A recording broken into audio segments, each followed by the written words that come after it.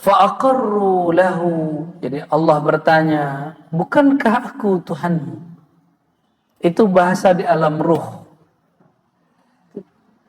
Bahasa di alam ruh. Bukankah aku bi rabbikum, benar-benar Tuhanmu. Rabb itu bermakna pemilik. Bukankah aku benar-benar pemilik kalian? Inilah maknanya inna lillahi. Kita ini milik Allah. Jadi kalimat alastu bi rabbikum, bukankah aku pemilik kalian? Lalu semua arwah menjawab, bala syahidna. Betul ya Allah, kami menyaksikan bahwa kami milik Engkau. Kami hamba Engkau. Maka siapa yang hari ini hatinya tertuntun untuk mengkaji bagaimana cara menghambakan diri kepada Allah, berarti dia sedang berusaha menggalikan fitrah dirinya ke sebelumnya. Fa'aqarru lahu birrububiyah.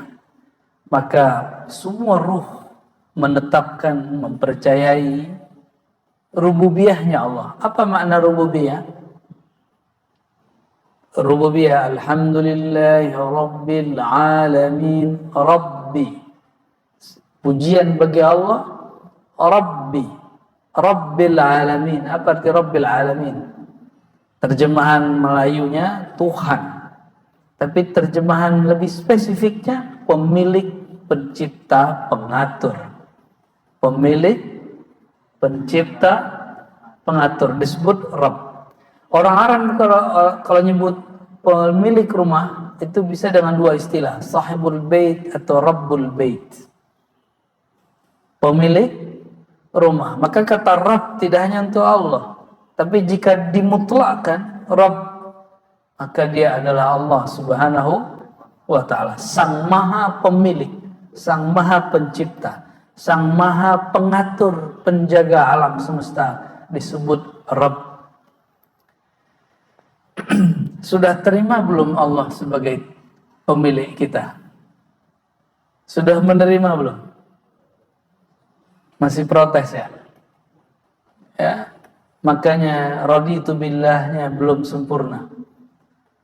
Baginda Nabi Muhammad SAW mengajarkan, ya, bacalah setiap pagi dan sore, raditu billahi rabba. Aku terima Allah sebagai pemilikku, Allah sebagai Tuhanku. Itu terjemahan, tapi maknanya Allah sebagai pemilikku. Maka aku milik Allah, bukan milik diriku sendiri. Kalau begitu suka-suka Allah. Namun orang lupa diri bahwa dirinya merasa memiliki jiwanya.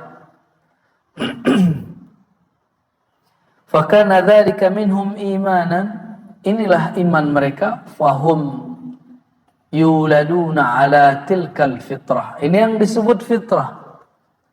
Maka mereka terlahir dengan fitrah kesucian iman itu.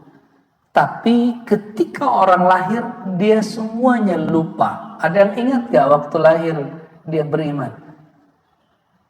Ada yang ingat? Nggak ada yang ingat. Tapi ruhnya sebenarnya masih ada memori. Tapi ruh ini belum terkoneksi betul dengan otak. Maka nanti kalau ruhnya sudah koneksi dengan otaknya, terjadilah yang disebut wajilat qulubuhum, kolbunya bergetar. Maka kita lihat orang kalau ingat kampungnya dia nangis. Dia ingat orang kalau ingat kekasihnya dia nangis. Dia ingat orang yang paling menyayanginya dia nangis. Rabbul alamin boleh juga diartikan zat yang paling menyayangi alam. Maka sang alam ini kita termasuk bagian dari alam. Kalau benar nyebut nama Allahnya, pasti di suatu saat ada rasa tangis itu. Karena dia merasa kayak dipangku kembali, kayak merasa diterbiah oleh Allah kembali. Wa man kafara ba'da dzalika faqad baddala wa ghayyara. Siapa yang kafir, maka dia telah merubah kemurnian fitrah itu yang tadinya putih bersih menjadi berwarna dengan warna yang Allah tidak ridhai. Iman itu nur, batin dia putih, bercahaya juga. Ini yang disebut nurun ala nur. Surat An-Nur ayat 35. Jadi diri kita sudah bercahaya, tapi dia masih iman kufurnya belum melekat. Ketika dia beriman, iman itu nur, ini disebut nurun ala nur. Nur berlapis nur. Tapi jika dia kufur, nurnya tertutup ya, oleh kekufuran. Maka kufur bahasa Arab artinya ada dua. Pertama menghapus cahaya, yang kedua menutup cahaya. Maka ujung surat Al-Fat, kalimat petani disebut kuffar. Apa makna kuffar di situ? Petani itu dia buka tanah, dia gali lubang untuk biji lalu dia tutup. Itu disebut kuffar. Ya. Jadi proses orang kalau mau cocok tanam, mungkin yang kayaknya udah jadi orang kota semua nih ya, udah nggak ada yang ingat. Saya pernah bertani lah sebagai hobi. Jadi kita sebelum cocok tanam, itu tanah kita gemburin dulu. Kita buka, nanti setelah beberapa hari kita gali lubangnya, setelah itu kita tutup. Baru bijinya nanti tumbuh. Maka disebut secara harfiah petani itu yu'jibu, menjadi kagum karenanya al-kuffar ya. Ada di ujung surat Al-Fat ya, kalimat petani disebut dengan lafaz kuffar, orang yang membolak-balik menutup kembali si tanah. Maka kuffar secara harfiah berarti orang yang banyak menutup. Orang-orang yang banyak menutup ya.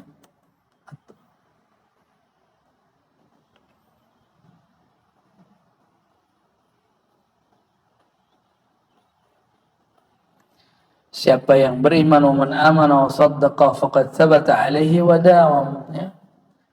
Siapa yang beriman dan membenarkan ajaran Allah, dia telah tetap dan dia telah dawam ya. Walam yujbir ahadan min khalqihi ala al-kufri wala ala al-iman. Bapak Ibu,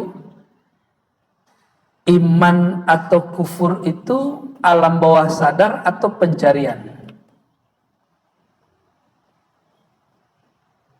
Iman itu emang tiba-tiba beriman, tiba-tiba kafir, atau dengan kesadaran kita beriman, dengan kesadaran dikit orang-orang kemudian mengingkari. Nabi SAW satu kali pagi mengatakan,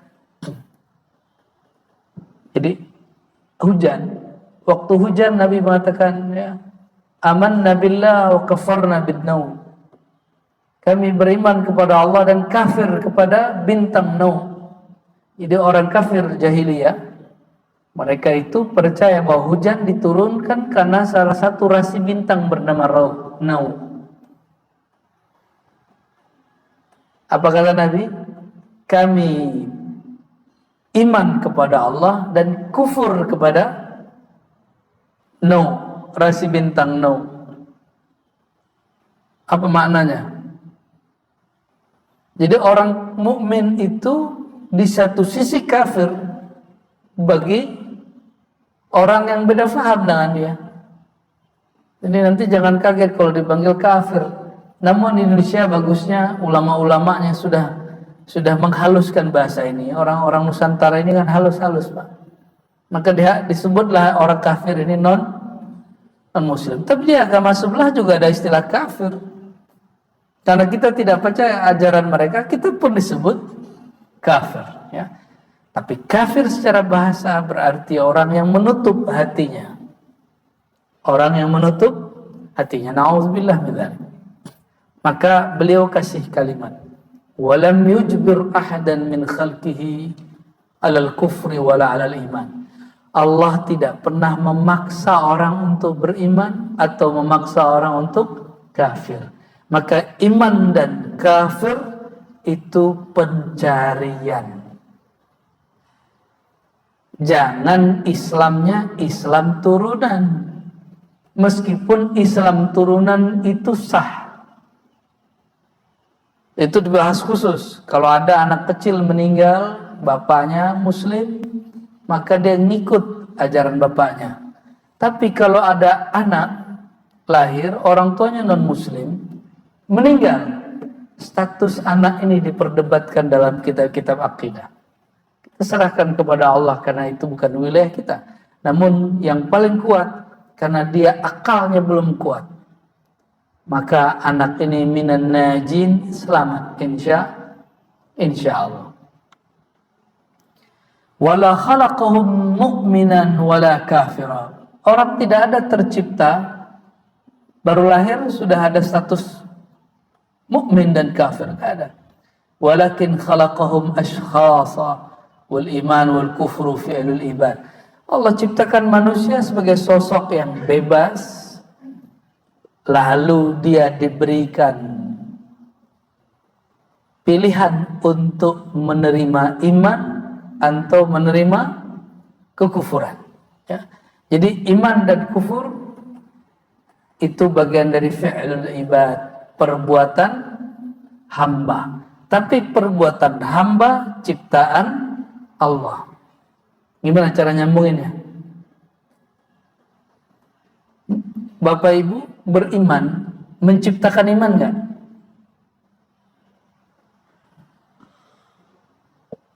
Ya, menciptakan iman. Berarti ada 2 pencipta dong. Kalau di sini ada 100 orang, berarti ada 100 pencipta dong. Kita hanya pelaku iman, sedangkan iman itu sendiri yang menciptakan Allah. Orang kafir, dia melakukan kekufuran. Kufur itu perbuatan dia, tapi semua itu ciptaan Allah Subhanahu wa ta'ala. Ini yang ditolak oleh kelompok Mu'tazilah. Bagi kelompok Mu'tazilah, perbuatan hamba ciptaan si hamba. Maka si hamba ciptaannya lebih banyak dari Allah Subhanahu wa ta'ala. Karena kata orang-orang Mu'tazilah, ini kelompok sudah hancur, tapi kelompok ini ajarannya sebagian dipakai oleh kelompok Syiah Rafidhah. Ya. Apa kata mereka? Bahwa Allah hanya menciptakan yang baik-baik, menciptakan iman dan tidak menciptakan kufur. Yang menciptakan kufur, keburukan itu makhluk. Maka makhluk ciptaannya lebih banyak. Makhluk menciptakan yang baik, juga menciptakan amal buruk. Allah hanya menciptakan amal yang baik. Jadi yang banyak siapa? Ini di kampus dulu dosen saya mengatakan Mu'tazilah ini rasional. Saya bilang enggak. Mu'tazilah itu kurang rasional, kurang masuk akal ngomong. Kenapa? Masa ciptaan ente lebih banyak daripada ciptaan Allah? Allah menciptakan yang baik-baik saja, sedangkan manusia menciptakan yang baik dan yang buruk. Allah kalah banyak, Pak. Ya. Dosennya diam aja. Ya.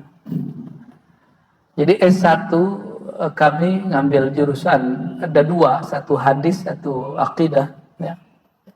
Saya hampir tiap hari di kelas itu debat dengan dosen.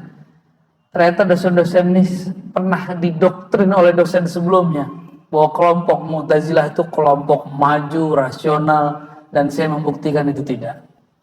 Ya, banyak kerancuan dalam pikiran mereka. Nih salah satu kerancuan kelompok Mu'tazilah. Bapak Ibu, kalau ada orang maksiat mati, orang maksiat lalu mati, dia mukmin, lalu bermaksiat, mati, belum tobat. Dia masuk neraka, kekal di dalamnya atau tidak kekal di dalamnya?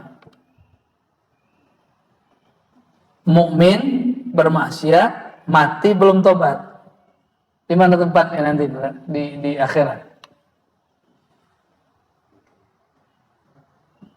Kalau di Quran, yaghfiru liman yasha wa yu'adzibu man yasha.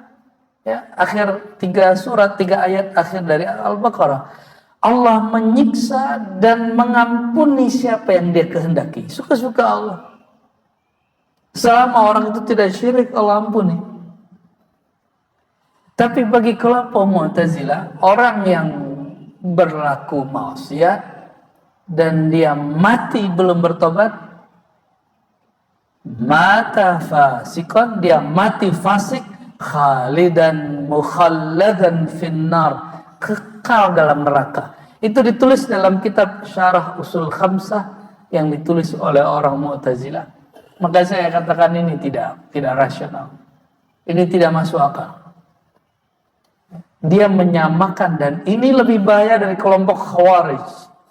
Kelompok Khawarij hanya mengatakan orang yang kafir kekal masuk neraka. Baik Mu'tazilah apa?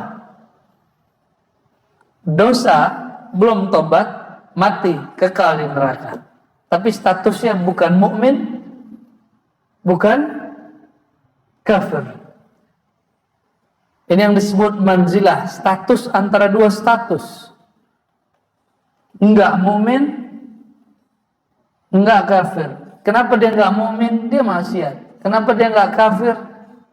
Karena di kalbunya masih ada iman. Ini kelompok yang belum beres cara berpikirnya. Ya. Makanya Mu'tazilah dikalahkan dengan telak oleh dua imam besar, Abul Hasan al-Asy'ari dan Abu Mansur al-Maturidi. Abul Hasan Asy'ari di Baghdad kota metropolis.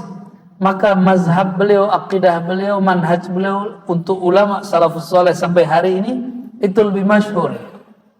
Ini yang kita masuk ke alam bawah sadar kita yang disebut sifat 20. Allah wujud qidam maqam mukhalafatu lil hawadis. Sudah menjadi pemahaman kita. Terus di Uzbek, ini Al-Habib Omar itu sedang di Uzbek, dari muter ya, Tirmiz, Bukhara, atau kota mana lagi. Itu salah satu imam hebat di sana namanya Abu Mansur al-Maturidi. Abu Mansur Maturidi inilah yang mengembangkan kitab Al-Fiqhul Akbar tapi dalam versi ulama Uzbek. Jadi Uzbek yang kemarin ya main bola sama kita ya. Wajar kalah kita Pak. Karena imamnya di sono. Imam Bukhari di sono. Imam Abu Mansur al-Maturidi di sono. Imam Tirmizi di sana. Jadi tawasulnya lebih kuat dari kita ya. Kayaknya pemain bola kita harus tawasul dengan wali-wali 9-nya harus lebih kenceng itu ya.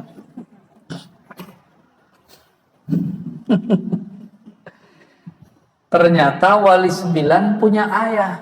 Salah satu dari wali 9 itu Sunan Ampel, Sunan Bonang. Sunan Ampel punya anak Sunan Bonang. Siapa ayah Sunan Ampel? Syekh Maulana Ibrahim As-Samarqandi dari Uzbek. Lah wajar kita kalah Pak ya. Menghibur diri, apalah kaitannya?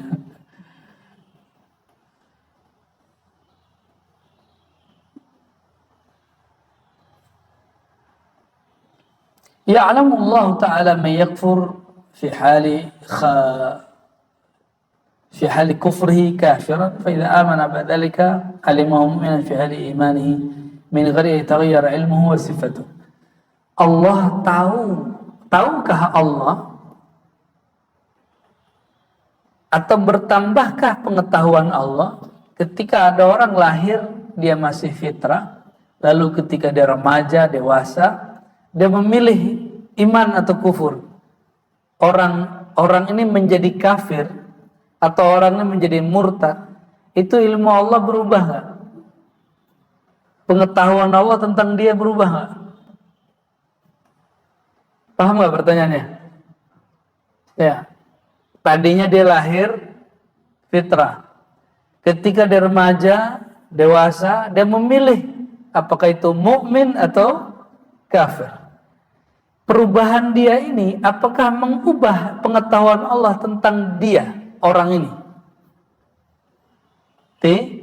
Allah sudah tahu dia iman kafir sebelum dilahir. Pengetahuan Allah jangan kemudian dibenturkan dengan kudrat iradat Allah. Aqidah harakat was sukun kasbuhum alal haqiqah wallahu ta'ala khaliqwa. Ini kaidah. Semua perbuatan hamba adalah aktivitas si hamba, usaha si hamba. Bahasa Arabnya kasab. Dan semua kasab hamba, perbuatan hamba itu statusnya di sisi Allah adalah makhluk. Orang kafir itu makhluk bukan? Apa dia ciptain dirinya sendiri? Siapa yang ciptain orang kafir? Tapi dia memilih kufur. Jadi Allah menciptakan semua, ya, liyabluwakum ayyukum ahsanu amala. Siapakah yang terbaik di antara kamu, maka Allah kasihlah simulasi-simulasi itu. Wa kulluha bimasyiatihi wa ilmihi wa qada'ihi wa qadarihi. Ini yang orang lupa, ya. Rukun Islam, rukun iman nomor 6 apa? Percaya kepada takdir. Takdir itu meliputi langit dan bumi. Maka orang beriman, orang kafir, dia memilih iman, memilih kafir, semuanya dalam pengetahuan, dalam kekuasaan Allah. Ini yang saya tersebut bagian dari takdir. Maka pemahaman takdir versi ilmu akidah beda dengan takdir menurut orang awam. Bagi orang awam, kebanyakan kita, takdir itu kepasrahan, nggak ada pilihan. Bukan. Takdir bahasa Arab dari qaddara yuqaddiru taqdira. Allah memberikan ukuran, memberikan porsi, diberi porsi kesempatan untuk berbuat 1 sampai 10, kita memilih 2, 3, 4 sampai 10. Ini yang disebut kasab, usaha, ikhtiar. Tapi diberi batas seolah 1 sampai 10. Batas ini disebut kadar. Maka al-iman bil qadar, iman dengan kadar. Kadar sudah jadi bahasa Indonesia. Kadar air berarti ukuran air. Maka apa arti kadar? Kadar itu ukuran yang Allah beri untuk kita, space yang Allah beri untuk kita. Ini yang disebut kadar. Nah, perbuatan Allah di dalam menetapkan kadar itu disebut takdir. Jadi takdir itu perbuatannya Allah Subhanahu wa ta'ala. Bukan seperti yang dibayangkan orang awam, fatalis. Kita nggak bisa ngapa-ngapain, enggak. Allah berikan satu kesadaran namanya kasab, dan itu dalilnya jelas. La yukallifullahu nafsan illa wus'aha. Ya. Laha ma kasabat wa 'alaiha maktasabat. Beberapa dalil itu ada. Ya. Imam Abu Hanifah memilih kalimat kasab, dan ini yang kemudian dipopulerkan oleh Imam Asy'ari dan disebut oleh Imam Maturidi dengan istilah ikhtiar. Imam Asy'ari menyebutnya kasab. Ikhtiar bahasa Arab artinya memilih, kasab artinya berusaha, sama. Usaha dan ikhtiar itu antara ukuran 1 sampai 10, nggak mungkin lebih. Nggak mungkin lebih. Lebih dari itu disebut tamak. Kurang dari itu disebut malas. Jadi apa yang disebut malas? Orang dikasih oleh Allah space untuk berikhtiar, tapi dia nggak ambil satu pun, setengah pun dia tidak ambil. Dia katakan aku bertawakal. Itu kazib, itu pembohong. Orang yang bertawakal itu hatinya. Tawakal itu urusan hati, bukan urusan badan, bukan urusan pikiran. Maka orang bertawakal, hatinya berserah kepada pengetahuan Allah, tapi badannya dia gerakkan untuk mengambil anugerah Allah Subhanahu wa ta'ala. Maka tidak ada iman bawaan, karena iman bagian dari rezeki. Tidak ilmu bawaan.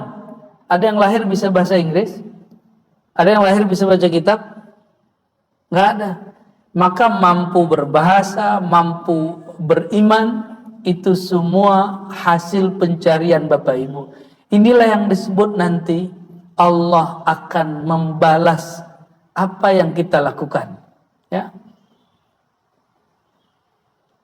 Kalau ayat yang paling pendek, gimana? Man ya'mal khairan yara. Siapa yang berbuat baik, dia lihat kebaikannya. Allah balas.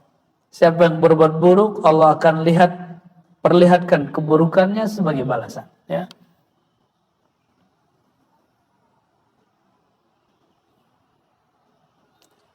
Coba rumusnya diulang. Orang yang tidak mengambil kesempatan yang sudah Allah buka, 1-10 tadi disebut malas. Orang yang mengambil lebih dari yang Allah tetapkan disebut tamak. Pernah mengalami itu? Pasti semua pernah mengalami. Semua kita pernah mengalami malas, pernah mengalami tamak. Dan syukurnya seseorang tergantung pengetahuan dia tentang gerak-geriknya takdir Allah Subhanahu wa Ta'ala. Ya.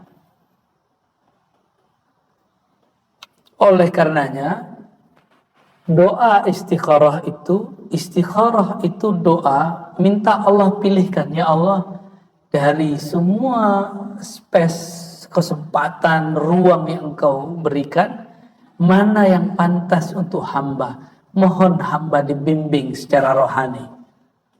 Itu yang disebut doa istikharah. Ya.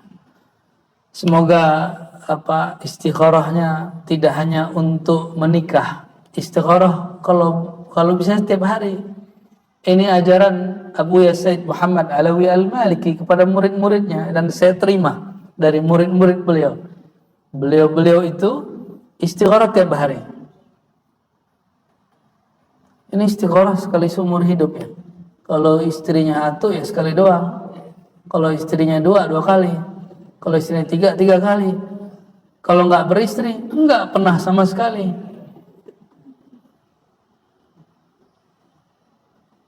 Miskonsepsi tentang sholat istikharah. Sholat istikharah itu istilah kita. Kalau di hadis disebut sholat hajat. Ya. Idza hamma ahadukum falyusbighil wudu'a wal yusalli rak'atain. Hadisnya sahih. Siapa yang punya hajat, maka benarkanlah wudunya, baguskan wudunya, sholat 2 rakaat lalu berdoa. Doa itu yang mahal. Isi doanya meleburkan kehendak kita dalam kehendak Allah. Bukan menghabiskan ikhtiar kita dalam ikhtiar, enggak. Menundukkan ego kita dalam egonya Allah. Apa tadi? Antara satu dan maka Nabi berdoa, Allahumma a'udzubika minal jubni wal bukhli. Ya Allah, lindungi aku dari 2 karakter buruk. Jubni, penakut, mental, kena mental, itu penyakit mental itu. Salah satu penyakit mental itu adalah yang disebut kepanikan. Ada istilah kepanikannya dalam penyakit mental. Baca doa itu wiridan saya, Pak. Sebelum assalamualaikum saya baca itu. Allahumma a'udzubika minal jubni wal bukhli wal kasal. Ya, ya Allah, lindungi aku dari takut, panik, bakhil, pemalas. Ini urusannya dengan takdir Allah tadi soalnya. Ya. Belum apa-apa udah takut, belum apa-apa udah mundur. Ya. Apalagi yang jomblo mau ngelamar, ya. Belum ada kerjaan, takut gak diterima. Maju aja dulu. Ya, siapa tahu diterima, ya.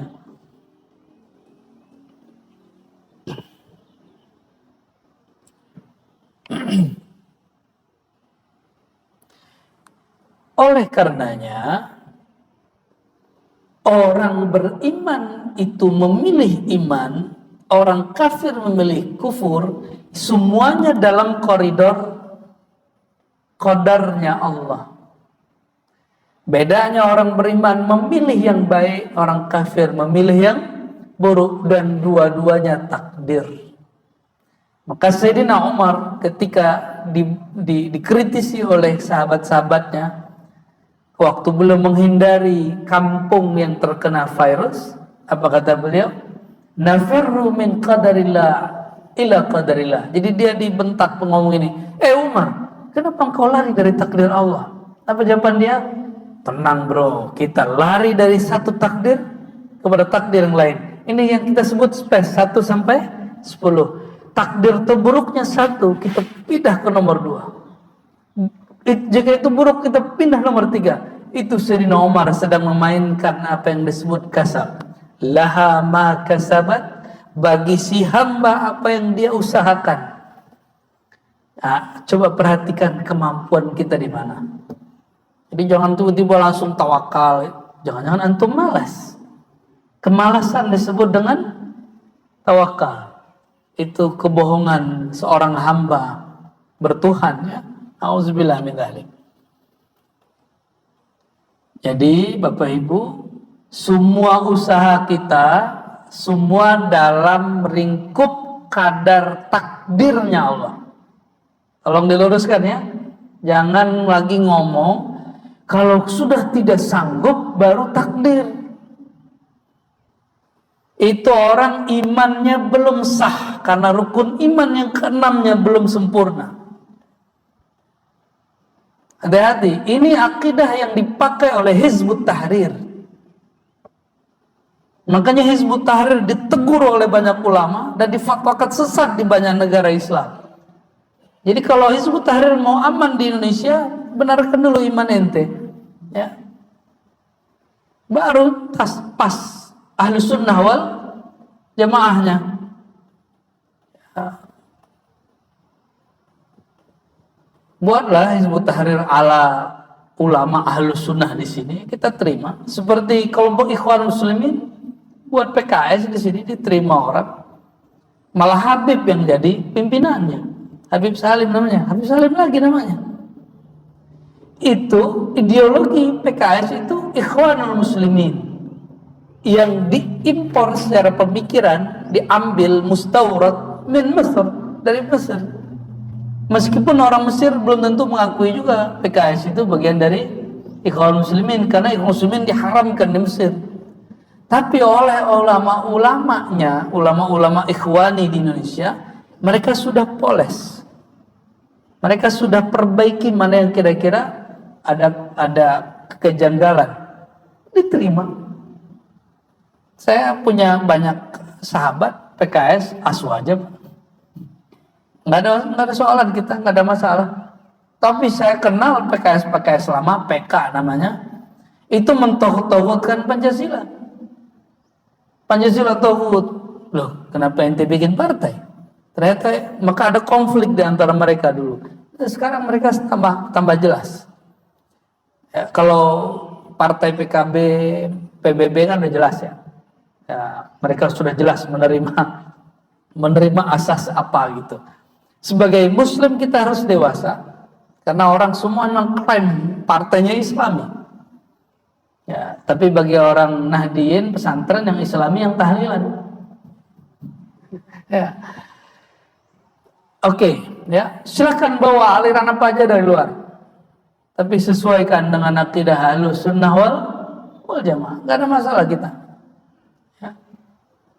Jadi Hizbut Tahrir ini harus dinusantarakan dulu. Baru dia diterima sebagai sesuatu yang sahih. Tapi mereka kan hapus bersih-bersih, Pak. Dulu bikin di status situsnya Pancasila Tauhid. Loh kalau gitu ngapain dia di Indonesia? Ya. Dan salah satu akidah yang diajarkan mentor-mentor mereka adalah takdir itu setelah kita tidak ada lagi ikhtiar. Nauzubillah min dzalik. Apa bedanya ente dengan Mu'tazilah, Qadariyah, ya, Yang dulu Al-Imam Al-Muhasibi, temannya Imam Ahmad, awalnya sempat berselisih lalu berkawan. Imam Al-Muhasibi menganggap orang yang menolak takdir setengah atau semua itu murtad.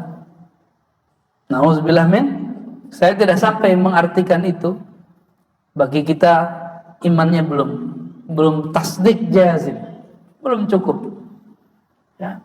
Tapi masalahnya sudah jadi dai, sudah jadi ustadz, ya itu masalahnya.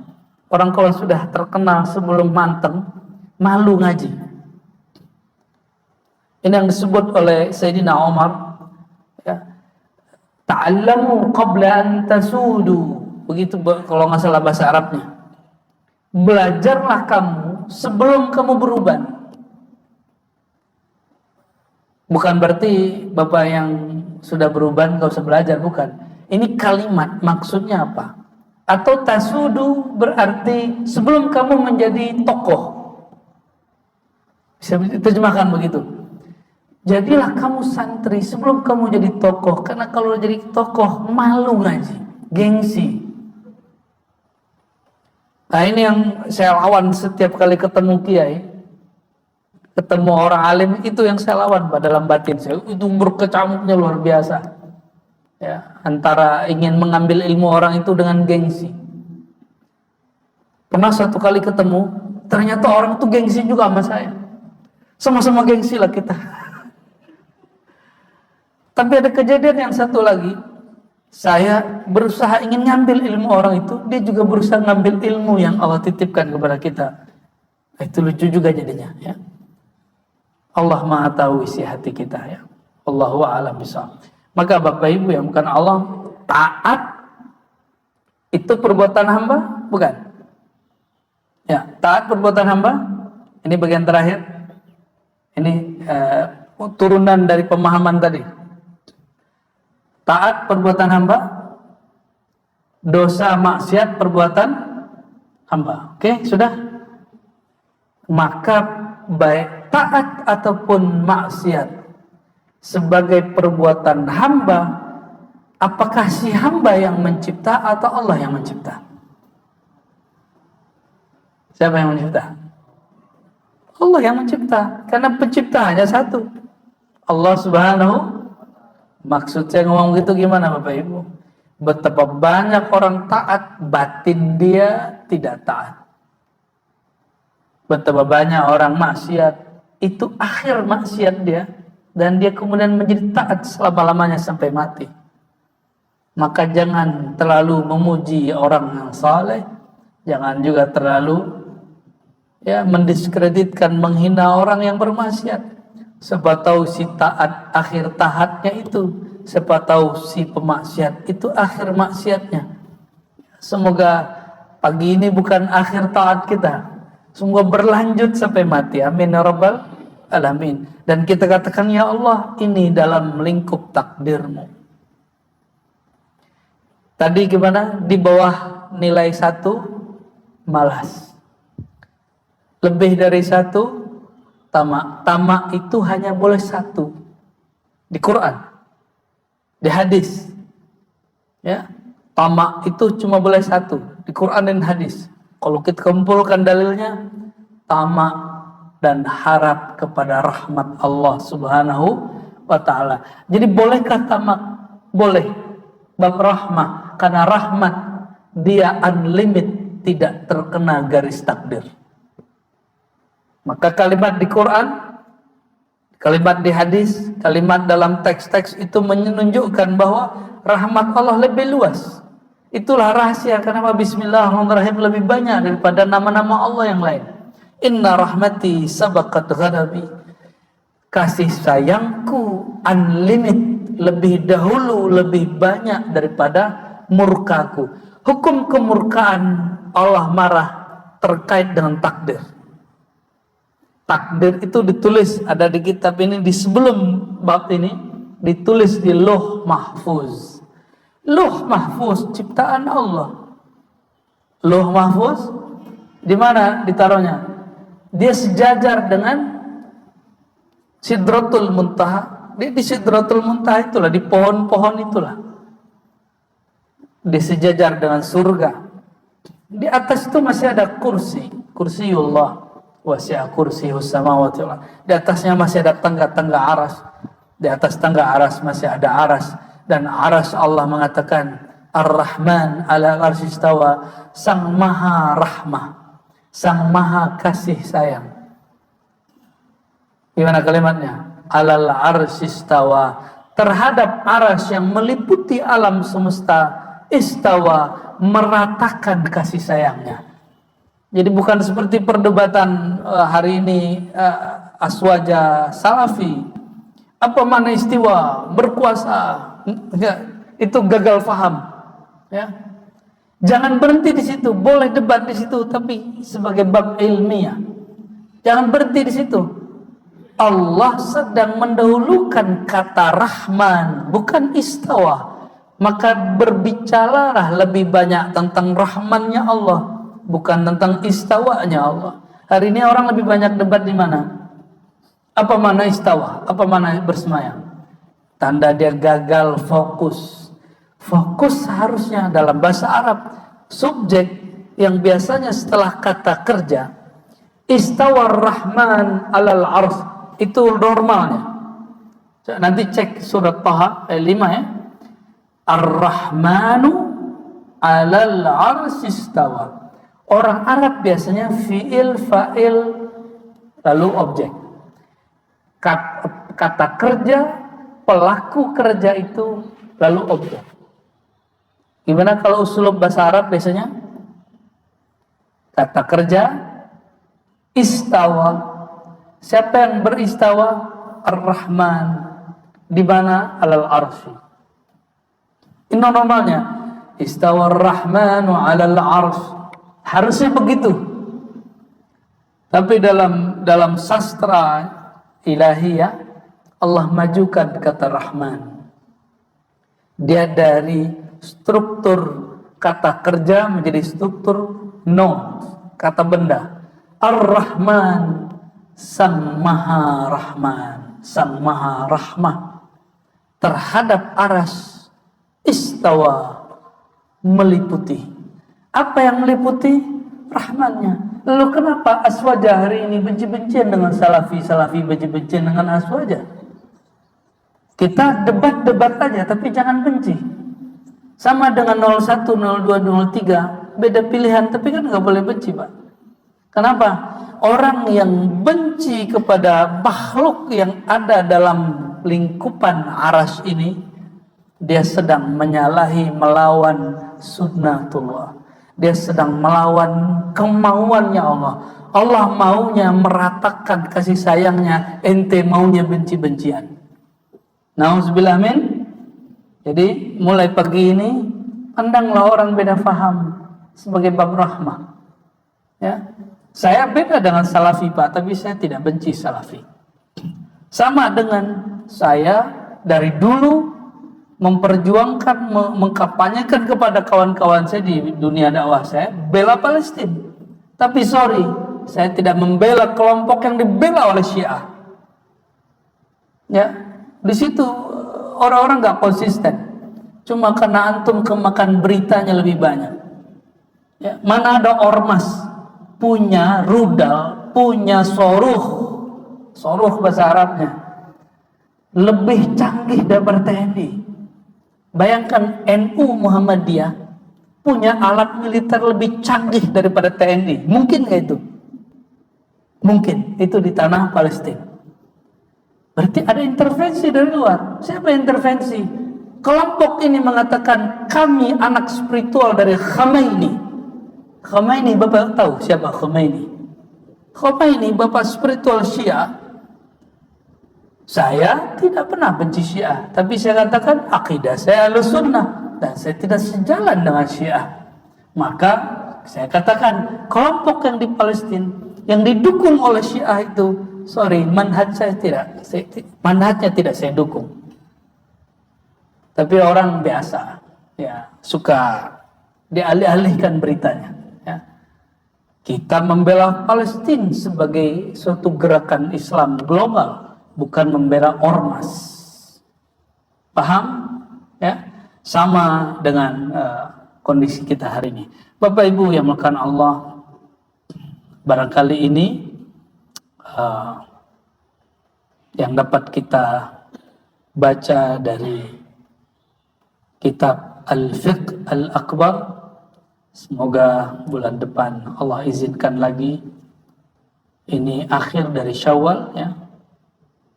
26 ya. 26 Syawal berarti jika ada umur bulan berikut sudah masuk Zulqa'dah ya. Semoga ada kesempatan kita mengkaji lagi kitab Ahlus Sunnah tertua yang pernah ada di alam semesta.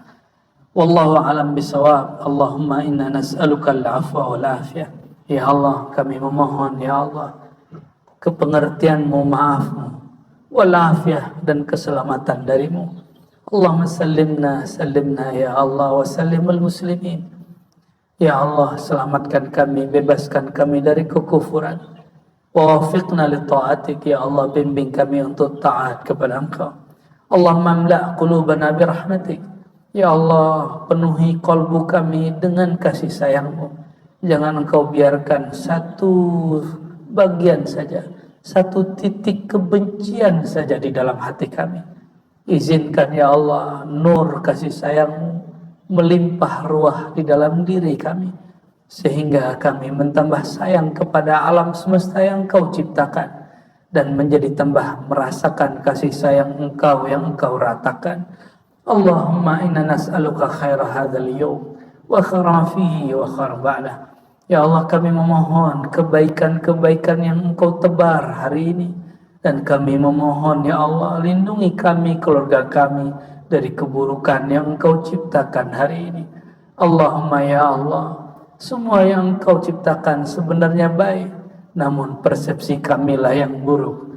Allahumma ya muqallibal qulub, wahai yang maha membolak-balik hati, tsabbit qulubana ala dinik, tsabbit qulubana ala mahabbatik, tsabbit qulubana ala rahmatik. Ya Allah, tetapkan hati kami untuk menjalani agama-Mu. Tetapkan hati kami untuk penuh dengan rahman dan rahim-Mu. Tetapkan hati kami husnul khatimah sampai mati. Amin rabbal alamin. Rabbana atina fid dunya hasanah wa fil akhirati hasanah wa qina adzabannar. Ya Allah, berikan kami kebahagiaan di dunia dengan mengenal Engkau, mengenal kekasih Engkau, dan bahagia di akhirat dengan jumpa dengan Engkau dan manfaat syafaat kekasih Engkau. Amin. Wa sallallahu ala nabiyyina Muhammad. Istajib da'awatina ya Rabbana bisirril